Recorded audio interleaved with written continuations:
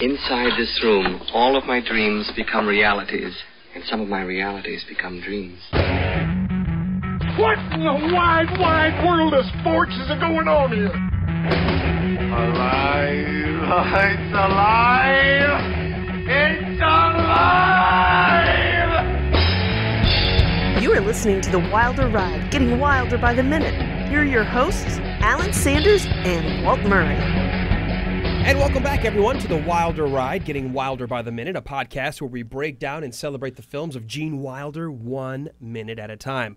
I'm Alan Sanders. And I'm Walt Murray. And no guests to start off the first week. It's basically getting a chance to introduce ourselves to our audience. We are going to be joined by a host of varied guests as we move along through all 106 minutes of Young Frankenstein. Yeah, so don't let the two of us scare you away too quickly. No, we don't want that. Well, we continue our credits in minute number 2, the opening. One of the first ones is as we faded from Terry Garr last minute 1 into minute number 2 here, we go straight to also starring Kenneth Mars. Yes, and Kenneth Mars plays probably one of the more memorable characters as Inspector Kemp. And that man is an amazing genius. When I was doing some research on him, I was amazed at the amount of things he's been in and how many things I recognize him in. His arm work in this movie is masterful. Yeah, if you're brand new and you've never seen Young Frankenstein, first of all, you should have probably gone to watch it at least once before prepping for the podcast and then kind of watch it 1 minute at a time. But if you want to be surprised as we go along, we'll just let you know there was a lot of visual gags with a particular, well, what is it, a malady? Yes. that he has.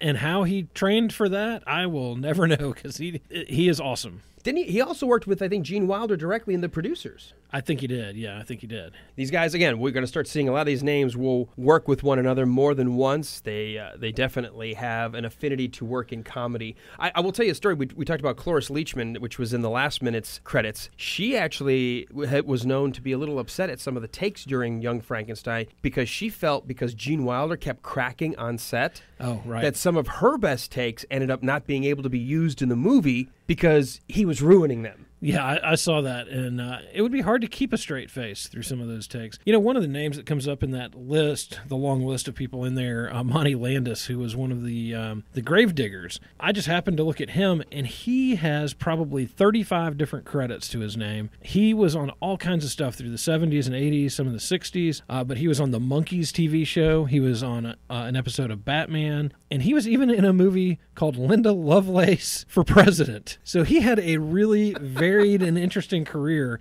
but I would imagine the grave digging in this movie was probably the pinnacle for him. I'm sure he looks back and goes, yeah, he had no lines or just a couple lines and then banging do you know if he was the one holding the cross or was he holding the shovel when he was trying to bang? I'm not sure which one he was. Okay. So we'll have to, when we get a little closer, we'll have to analyze that in depth.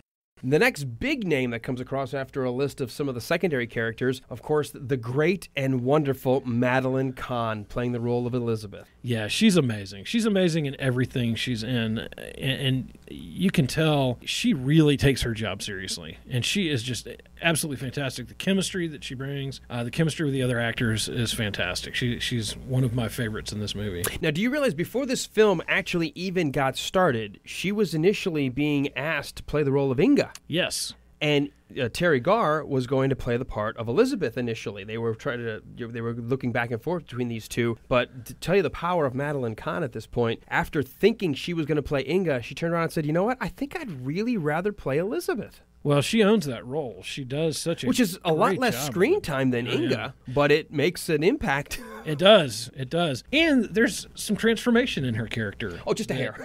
No that is pun very intended. Interesting. So we'll get to that a little bit later. But yeah, great choice for that Fun role. fact about Madeline Kahn, she is a gifted and trained singer and sings beautifully, like trained in opera and just like voice technique. She's a gifted singer. And my first time I ever ran into Madeline Kahn was in Blazing Saddles, I was gonna say. where, of course, she plays Lily von Stupp, who can't sing very well. Right. they had to keep telling her, stop, you're singing too well. We need you to sing off-key, which was really hard for her to sing poorly because she's so good. And if you look at, in this movie, of course, she gets a chance to even show off some of her singing. Yeah, I have no trouble singing poorly, but I can't imagine what a trained, qualified singer would have to go through to sing that poorly. So she is great at her craft, and it comes out in this movie big time.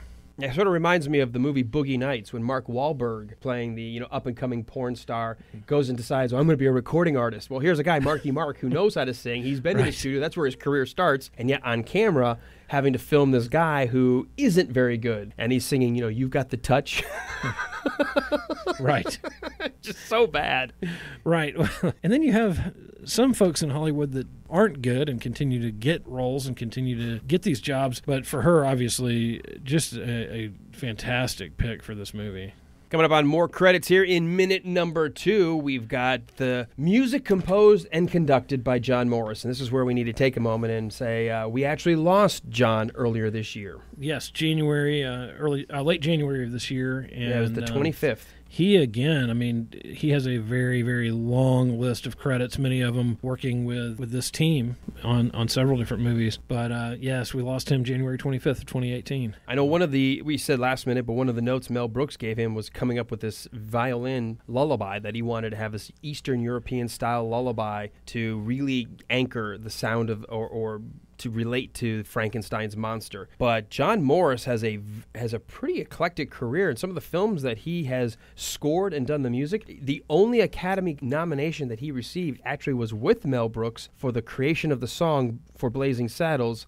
Which is, when you think about him writing the music for this movie and him writing music for Blazing Saddles, you probably couldn't get any more different, both in musical feel and type of music, and he's able to do that is quite amazing. And I'm not somebody who always picks up on music being in the movie or influencing the movie on my first watch, but this one you really do catch the music along with the black and white driving the tone of the movie from the very beginning. Well, Morris actually started off in Broadway, which gave him a lot of that background that I think Mel Brooks wanted to use with The Producers, which was one of the first films that Mel Brooks and John Morris worked on together, was The Producers, which of course creating this horrible Broadway musical, Springtime for Hitler. So he had a background doing things, everything from The Bells Are Ringing, Bye Bye Birdie, Mac and Mabel, and even had a hand in Shakespeare, coming up with some original music for productions of King Lear and Hamlet. So this guy had a theatrical background and then a Broadway background and then moved into film thanks to The Producers and working with Mel Brooks. And he went on to do The 12 Chairs, Silent Movie, High Anxiety, History of the World Part 1, To Be or Not to Be, Spaceballs, and Life Stinks. So Mel Brooks obviously really enjoyed what John Morris brought to his pictures. And he had to have a real understanding of comedy and how music can influence the comedy of these movies, because you don't think about the music as you're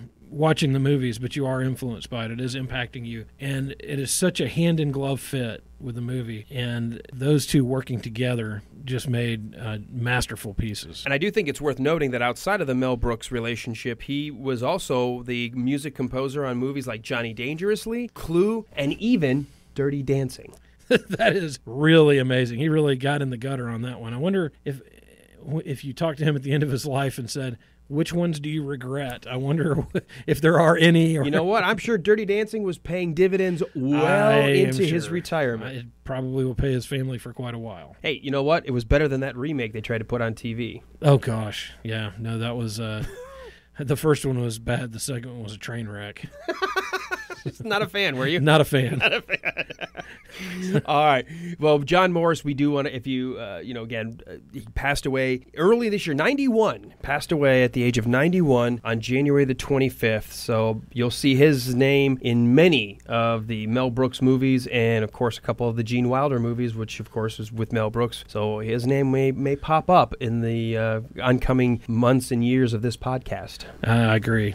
We'll definitely be hearing from him. All right, next credit. credit we've got is film editor John C. Howard. Now, here's an interesting story behind the scenes here. They shot so much of this movie that the very first cut, they had so many takes, the story was nearly twice as long as what we actually got in the cinema. But when they first cut the movie, just that first rough cut, which was twice as long as this, could you imagine how long this podcast was going to be? Oh, my gosh. It was going to be a 212 minutes.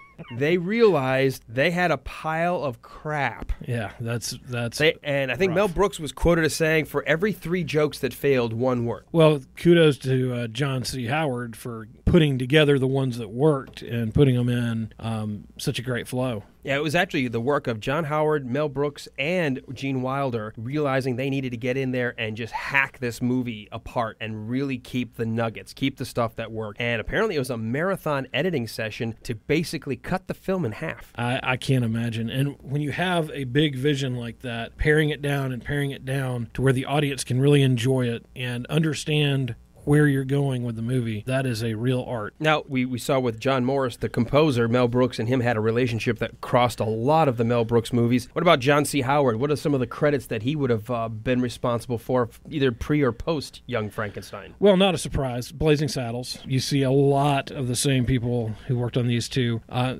they were filmed in the same year. Filmed in the same year, yep. And in many ways, just one crew went from one to the other, and probably a good thing. I mean, they had good chemistry and good things going. But he worked later on History of the World Part 1. He worked on Silent Movie, High Anxiety. He had a lot of movies with this team. And he even, believe it or not, even worked on The Waltons. To be able to move from one of those to the other, worked on something called Butch Cassidy and the Sundance Kid, which you may have heard of. Small little film with what, like an unknown Robert Redford and a Paul Newman-ish. Yeah, some guys you may or may not have ever heard of. 2 guys that really never made a splash in Hollywood at all. They tried their best, just didn't quite make it. So, yeah, Newman ended up in the food industry, I believe, making like, oh yeah, that's right. Salad dressings, salad dressings and spaghetti sauce. It's sad to see such a sorry career. Hey, one of the last roles he played was the voice of one of the cars in the first movie, Disney's Pixar's right. The Car, or Cars. Sure was.